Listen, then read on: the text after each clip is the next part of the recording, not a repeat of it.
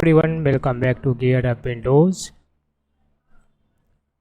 In this video, I will show you how to export bookmarks from the Brave browser on Windows 11 and Windows 10. Exporting your bookmarks is useful if you are switching to another browser, reinstalling Windows, creating a backup, or simply want to keep a copy of your favorite websites. So let's get started. First, open Brave browser. Now click on the triple line menu in the top right corner.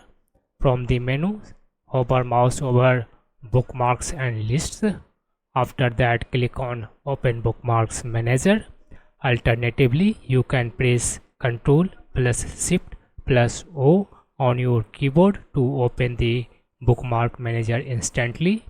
Once the Bookmark Manager opens, click the three-dot menu in the top right corner of the page. From the available options, select Export Bookmarks.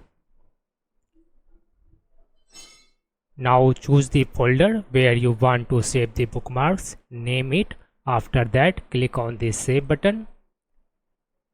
Brave will save your bookmarks as an HTML file.